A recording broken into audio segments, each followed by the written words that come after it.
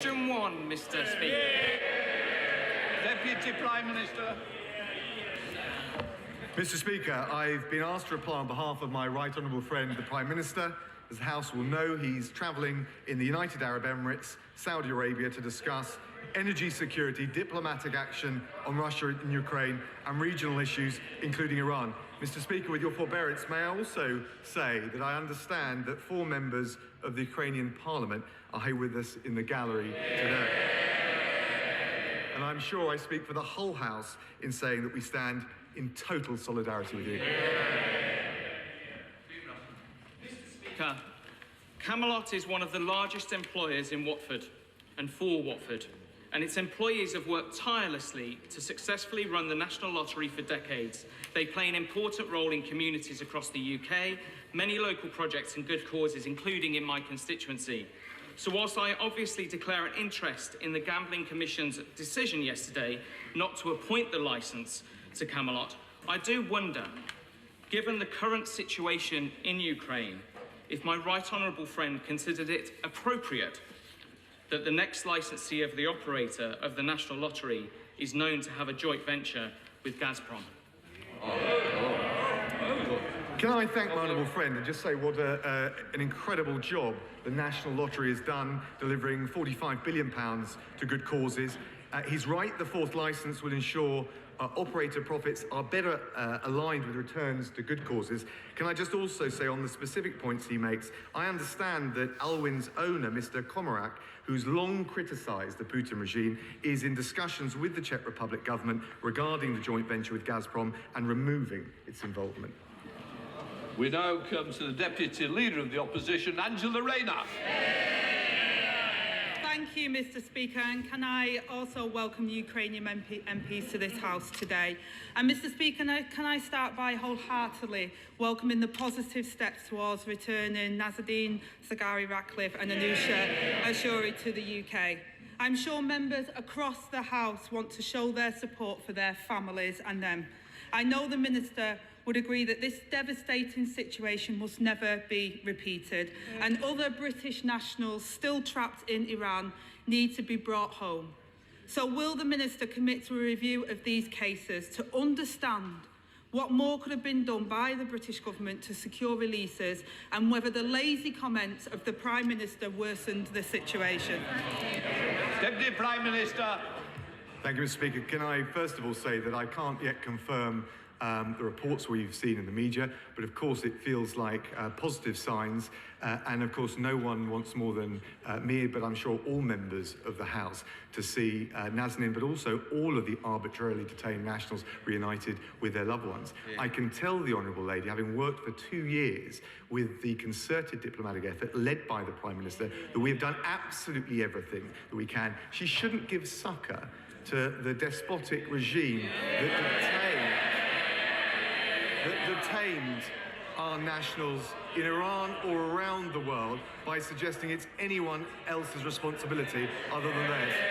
Angela Rayner. Mr. Speaker, it's exactly for that reason that I asked for the review, that it's important to learn from our mistakes so we don't end up with other innocent families facing this ordeal again. So I hope the Minister will consider my comments. Mr. Speaker, I'd like to thank all of the people who have been working tirelessly to bring British nationals home from Iran, our diplomatic staff and our world-leading British intelligence agencies. The role of the British intelligence today is critical in the face of Putin's aggression. The Deputy Prime Minister oversaw our foreign intelligence services as Foreign Secretary. So can he confirm if at any time he overruled or ignored direct advice from the British security services? Deputy Prime Minister. Can I say to the Honourable Lady, what she suggests is nonsense. She's talking about the House of Lords Appointments Commission. They have a vetting process. I have never overruled intelligence advice, and I wouldn't comment on the details of it. What I would say and would agree with her on the strength, the agility of the British diplomatic service, which time and time again are the unsung heroes in returning British nationals, often less celebrated cases than this, but I think now is a great opportunity to recognise the heroic work they do. Rayner. absolutely. I agree with the Minister regarding his comments on their heroic work. The Right Honourable Member was Foreign Secretary on the 17th of March 2020, when British intelligence reportedly warned against the granting of peerage to the Prime Minister's close friend and now Lord Lebedev of Hampton and Siberia. 48 hours later, the Prime Minister visited Lebedev at his home in London. Details of that meeting have never been released. In July 2020, Lebedev's appointment as peer was announced. So can he tell the House what changed between the security warning and the appointment?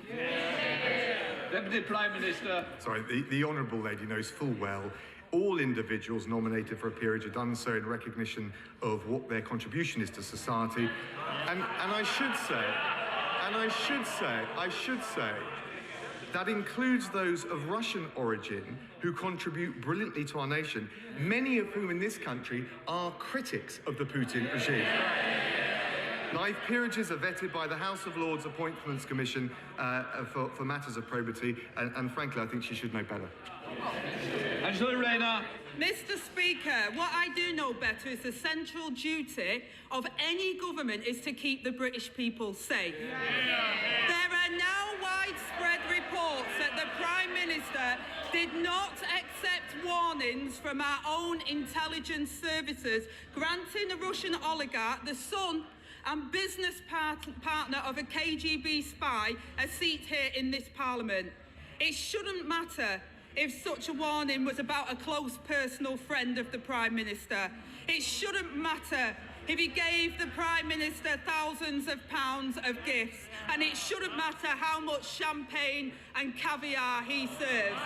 There's no ifs or buts when it comes to the safety of the British people. So I ask the Deputy Prime Minister, can he guarantee that the Prime Minister never asked anyone to urge the security services to revise, reconsider or withdraw their assessment of Lord Lebedev of Hampton and Siberia? Deputy Prime Minister. The suggestion she's making is sheer nonsense. But if she wants to talk about national security, then I remind her that she and her shadow cabinet colleagues not so long ago wanted the Honourable Member for Islington North.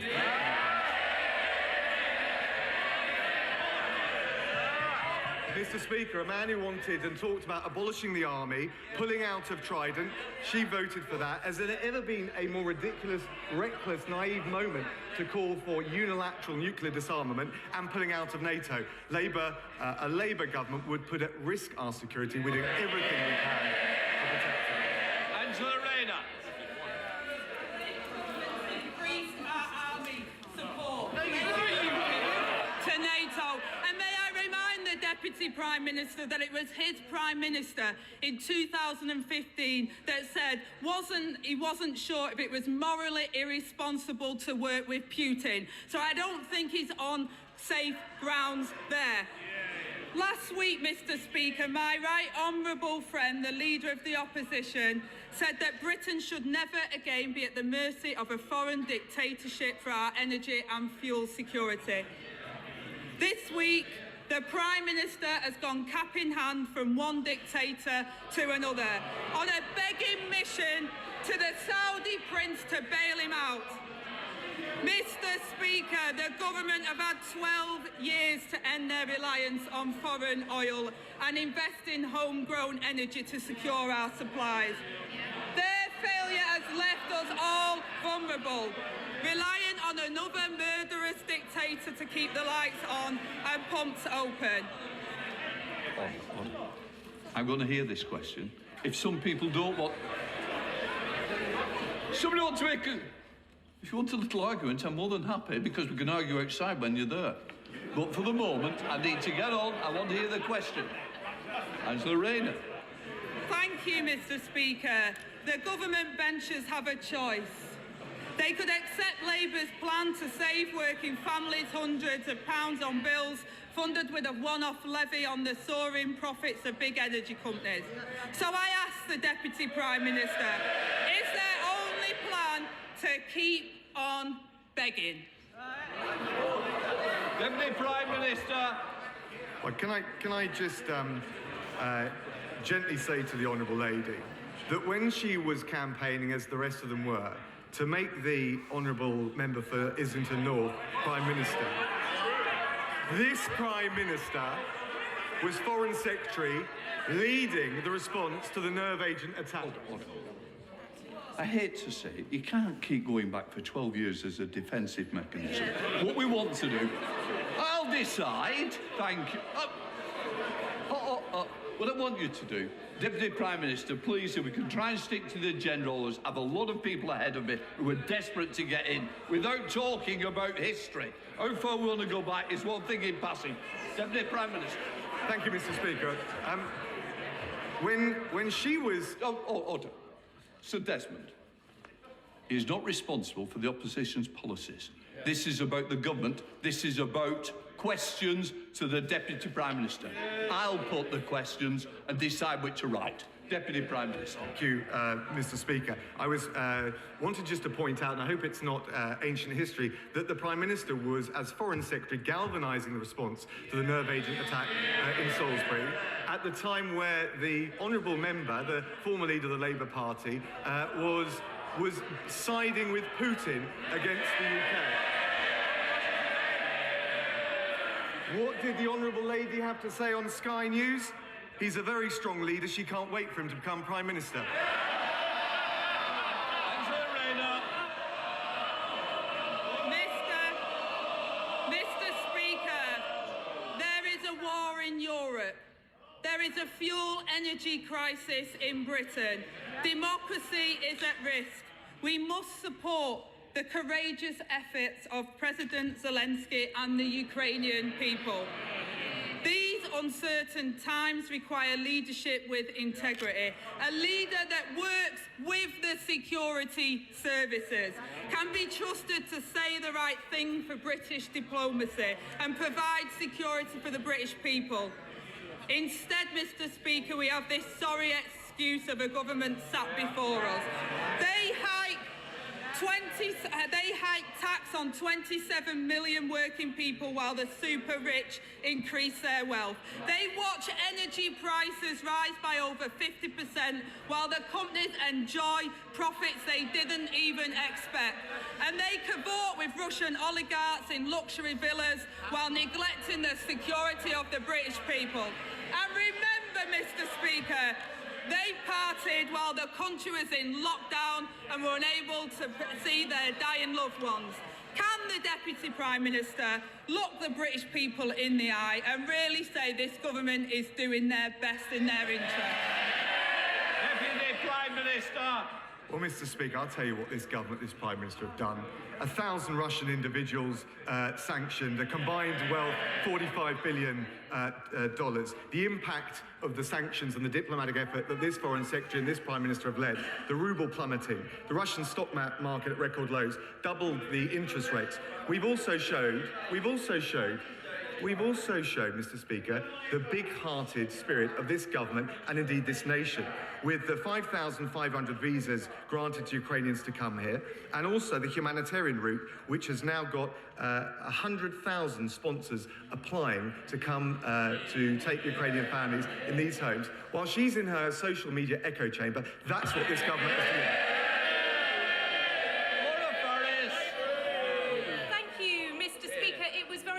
My right honourable friend visit the International Criminal Court earlier this week, but they have enduring difficulties with funding. Last year they had a $40 million shortfall in their budget because some participating states failed to meet their annual contribution. The International Criminal Court is only as good as the sum of its parts, so what steps can the government take to secure contingency funding to ensure that one day Russian military commanders in Ukraine can expect to stand trial for war crimes at their And honourable friends, bang on. The Assembly of States Party is looking at the arrears. I was in The Hague on Monday speaking to the prosecutor and the President of the Court. We will be coming forward with a voluntary package of financial and technical support because now as they look at the situation in Ukraine, we want, and I think the whole House would want, Putin and his commanders to know if they continue with war crimes in Ukraine, they'll end up not just in the dock of a court, but behind bars. We now come to the leader of the SNP, Ian Blackford. Thank you, Mr. Speaker. And can I welcome our 4 colleagues from the Parliament of Ukraine who are with us today? We all stand with them. Mr. Speaker, I've spent much of the last week trying to help the Scottish charity Dnipro Kids, established by fans of Hibernian Football Club, who've evacuated 48 children from orphanages in Ukraine and are desperately attempting to provide them with temporary sanctuary in Scotland. Mr. Speaker, there is a plane ready and waiting in Poland to bring these orphans to the UK on Friday, but that flight will leave empty without the necessary paperwork from the Home Office. The Polish authorities, Edinburgh City Council, the Scottish Government and the orphans' guardians are all working to bring these children to safety. I work with UK Government ministers to try and make this happen, and I want to commend Lord Harrington in particular for his efforts. But a week on, the Home Office is still proving to be the only obstacle in the way, and it risks leaving these children stranded. So I'm pleading with the Deputy Prime Minister, remove these obstructions before it's too late. Will he work with me and the Ukrainian authorities to guarantee that these 48 Ukrainian orphans will get on that plane this Friday? Deputy Prime Minister. Can I thank the honourable gentleman for all he's doing? This is a heart-rending situation. We want to do everything we can. Of course, there are a range of issues in this case, including the wishes of the Ukrainian government on where orphan children should go and should be living, whether any necessary permissions have been sought from the Ukrainian and/or Polish governments. This isn't actually about bureaucracy, it's about genuine safeguarding issues, but I certainly want to work with him in the best interests of those children. Ian Blackford.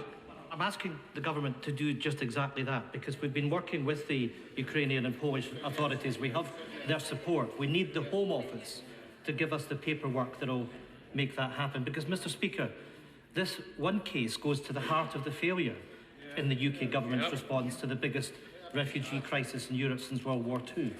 It is deeply concerning that it's taken the intervention of several ministers of state, letters to multiple European ambassadors, and the fear of this case being exposed in the chamber to try and force movement in an urgent case involving almost 50 vulnerable children.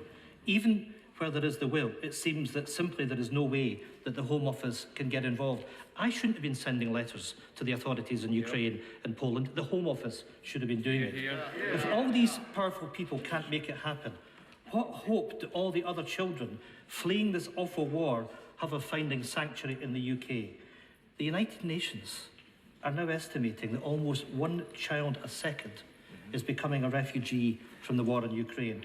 These 48 children will not be the last who need sanctuary and safety. Surely the Deputy Prime Minister agrees it shouldn't have taken this level of intervention and pressure for the Home Office to do the right thing by these children. Minister. Well, can I just say to him, it's very important that the proper international practices on safeguarding are followed. I know he appreciates that. We're keen to find out if family reunion options with Ukrainian family in the region have been considered. We also know, can you just listen for a second, because it's important. We also know that many children in state care in Ukraine have family members in the region for safeguarding and well-being of the children. That must also be considered. More broadly, he raises the issue about refugees and children on top of the measures that I've already mentioned. We're making plans for the arrival of 100,000 Ukrainian children through the Education Secretary in our schools. And I pay tribute to the Health Secretary for bringing Ukrainian children suffering from cancer over to this country to receive the vital treatment they need. Thank you, Mr. Speaker. British servicemen and women have served under Operations Kibrit and Orbital since 2015, working with the Ukrainian armed forces and helping to shore up the eastern flank of NATO, which is now more important than ever. Would the Deputy Prime Minister join with me in putting on the record the gratitude of this House and consider what recognition we can give them for their service and for their role in history? Deputy Prime Minister. She's absolutely right. She's totally right to pay tribute to the professionalism, the dedication, the sacrifice of our armed service men and women every day to defend this country. She'll know that recognition for all military operations is kept under continuous review, and I know that the Defence Secretary will have heard her very compelling suggestions. Stephen Farr. Thank you, Mr. Speaker. Can I first of all wish you and the entire House an early happy St Patrick's Day? Now, there was a 3.1% increase to universal credit and other benefits set by the government last September, but inflation is now pushing 7%. The Joseph Rowntree Foundation, Trussell Trust, and many other organisations have highlighted the real jeopardy that millions of people are now facing from a real terms cut in the level of benefits, and other measures from the government simply don't compensate for that. So surely it's not tenable for the government to stick so rigorously to a decision taken 6 months ago, whenever circumstances have changed so radically since then. Prime Minister. Can I thank the honourable gentleman? Look, he's right about the cost of living challenge, not least with the war in Ukraine. The government and the Chancellor have already put in place a £20 billion package across this year, £9 billion to help with energy bills, the rest to deal with the wider cost of living issues. That includes raising the national living wage. On UC that he mentions, we're giving nearly 2 million families an extra £1,000 a year. The Kickstart scheme, increasing the personal tax threshold by over 50% since 2010. We're doing everything we can, and of course we'll keep the cost of living issues under constant and regular review. Growth Davis. Thank you, Mr. Speaker. With multinationals scaling back Russian operations and local businesses stepping forward with offers of jobs and equipment, once again, British businesses are responding at a time of great challenge. Will the Deputy Prime Minister join me in thanking all those businesses across Lincolnshire who have offered support? And can he outline how the government may be able to connect those offers of support with the Ukrainians in most need? Deputy Prime Minister. Can I thank my honourable friend, and I do join him in thanking all those businesses, but also all the charities and the individual families up and down the country who have shown the big-hearted traditions that make this country so great. He will be aware, of course, of the new sponsorship scheme. We've had overall 100,000 sponsors apply, and of course working with businesses is particularly valuable because we know that there's huge value not just in terms of allowing those that come here to get access to work, but it also helps them to integrate into our society as confident members of our community. Matt Weston. Thank you, Mr. Speaker. I'm sure the Deputy Prime Minister will agree with me that when it comes to judging a person, it's often done by the company that they keep. When it comes to tennis, the Prime Minister enjoys the company of and backhanders of Lyubov Chernikin. When it came to celebrating the election victory, the Prime Minister prioritised the party hosted by the former KGB agent Alexander Lebedev. He has a great many others, such as Viktor Fedotov and Alex Temerko as friends. Can he therefore tell us what first attracted the Prime Minister to the billionaire Russian oligarchs? Deputy Prime Minister. I wasn't quite sure where he was going at the beginning of his question, but what I can tell him, of course, the Prime Minister is not just a very social individual.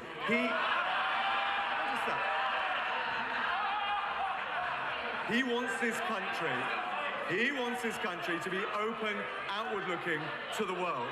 But we were the government, and he was the Prime Minister, and I was the Foreign Secretary, that introduced the Sergei Magnitsky sanctions that put human rights sanctions, asset freeze and visa bans, not just on Russians where we have evidence of wrongdoing, but also the murderers of Khashoggi, also the persecutors of the Myanmar minority and many others. It was this government, not the Labour Party. Ariel Baldwin. Thank you, Mr. Speaker. The eyes of the world are rightly focused on Putin's evil invasion of Ukraine. But there is still a humanitarian crisis in Afghanistan. And I welcome the fact that the UK government is hosting a pledging conference later this month for that crisis. And can my right honourable friend ensure that we also keep education for those poor children on the agenda? Deputy Prime Minister. She's absolutely right, and we will keep the focus on Afghanistan and the many other conflicts around the world that need our support. I can tell her that that particular conference will provide specifically support for access to girls' education, a long-standing priority of the Prime Minister. And I would also just point out that we've doubled our humanitarian aid to Afghanistan for the financial year to £286 million. Thank you, Mr. Speaker. Appeasing murderous despots is never going to be the route to security of energy supply. So wouldn't it make more sense for the Prime Minister to be here talking to UK energy industries? Shouldn't he be talking to renewable energy developers about what they can do to bring their product on stream faster and quicker? And shouldn't he also be speaking to our own offshore oil and gas industry about what they can do in the here and now to improve security of supply and to assist in the journey towards net zero? Yes, he was doing that on Monday evening, I can tell the honourable gentleman. And now it's Wednesday, and yes, he's out in Saudi Arabia, closing a £1 billion investment deal, creating 700 jobs in the north in renewable energy. I think the Lib Dems need to keep up. Duncan Baker. Thank you, Mr. Speaker. North Norfolk is a rural constituency, and many residents rely on their car to get around, and they heat their homes by using heating oil. The price of crude oil may have come down in the last few days, but the petrol pumps are still going up, and I've had constituents who are quoted £2 a litre for heating oil. This not only affects working families, but pensioners in rural areas who are on a fixed income. Can I ask that the Deputy Prime Minister does everything he can to make sure that in the spring statement we address these problems for really, really rural constituencies that are getting the double whammy of these crippling costs? Deputy Prime Minister. My honourable friend's absolutely right. He knows that we've got a £20 billion package this year dealing with the cost of living, £9 billion of it focused on energy prices. The issues that he talks about for his constituency, but I think up and down the country, are I think, very well made, and I know the Chancellor will have heard his suggestions. Jeff Smith. Thank you, Mr. Speaker. The Prime Minister is visiting Saudi Arabia, and as usual, we are told there will be frank, private discussions with the Saudis on their human rights record. But in the light of the state murder of Jamal Khashoggi, in the light of the brutal executions of 81 men at the weekend, why does the Deputy Prime Minister think that the UK's representations on human rights are so ineffective? And what more will we do to make the Saudis behave ethically? Can I thank the honourable gentleman? Can I just say to him, when I was Foreign Secretary and I went to Riyadh twice, and I know the Prime Minister will be raising these issues again, we talked about the women's rights defenders. He says we've been ineffective. They've all been released. We talked about Raab Badawi, the author and critic. He was recently released. He mentions Jamal Khashoggi. We applied, I think one of the first to apply, asset freeze and visa bans on those responsible for his murder. So we are an outward, an international country. That is what Britain's role is in the 21st century, but we will never allow our moral red lines to be blurred. Tom Hunt. Thank you very much, Mr. Speaker. Rousseau once said about the Polish people, "You may swallow the pole, but you will never digest them." I think that powerful quote says so much for how the Polish people have stood up robustly and strongly against aggression over the years, and also about their steadfast support right now for their close and dear allies, the Ukrainian people. In Ipswich, we've had 3 lorries going from Ipswich to Lviv in support of the Ukrainian people. Will the Deputy Prime Minister outline the steps the government will take to support our close allies Poland as they take an unprecedented numbers of refugees, and of course, whilst they have their own security concerns in relation to Russia? Prime Minister. He's absolutely right, and I pay tribute to not just his constituents, but the Polish community in particular, and of course for their big-hearted support for the people of Ukraine. And of course, as a leading donor, I think the second largest donor to Ukraine, we've committed a further £174 million in aid, bring our total to £400 million. But that will also support those countries in the close proximity to Ukraine, their neighbours, and first and foremost will be Poland. Justin Matters. Thank you, Mr. Speaker. On the 28th of April 2018, when he was Foreign Secretary, the Prime Minister is reported to have attended a party at a castle in Italy where he met a former KGB officer. Now, this was just weeks after the Salisbury poisonings and immediately after he attended a NATO summit on Russia. If that is not astonishing enough in it itself, it is also reported he travelled there without any security detail or officials present. So will there now be an investigation into what sounds like a complete failure of national security? He's talking total nonsense. I don't have anything to add to what I've already said. In addition to my constituents' concerns for Ukraine, they're also concerned about planning policy. I wrote to the Prime Minister in October 2019 about the threat to the Goring Gap. It's against government policy, it's against public interest for every green field that's a strategic gap to be built on. And inspectors made a decision which would wipe away the planning powers of every local council in the country. Can I ask if the Prime Minister will see me and if the government will revoke this inspector's mistaken decision? Can I thank the Honourable Gentleman? Can I also, I empathise as someone with a massive proportion of grief about my constituency on the frustrations I think honourable members across the House feel with some planning decisions that are made. However, once a planning decision is final, it can't be challenged unless it's successfully challenged in the courts. Stephanie Peacock. Thank you, Mr. Speaker. Last year, 255 children and young people were admitted to Barnsley Hospital for self-harm. That is 15 times the national average. This is a public health crisis. So will the Deputy Prime Minister ask the Health Secretary to meet with me and healthcare providers from Barnsley to immediately respond to this mental health crisis? We've put a huge amount into both mental health and wider the NHS budget, not just on COVID, but to respond to the wider issues. I will certainly make sure in relation to the specific issue that she raises that an appropriate health minister will see her. Dr. Julian Lewis. Are any oligarchs with UK passports on our sanctions list? Can I thank the chair of the ISC? I think I will have to let the Foreign Secretary and the Foreign Office check carefully and respond to him in due course. Stephen Timms. Thank you, Mr. Speaker. 3 weeks ago, the chair of the UK Statistics Authority, Sir David Norgrove, wrote to the Prime Minister to point out that his repeated assertion that employment is now higher than it was before the pandemic is incorrect.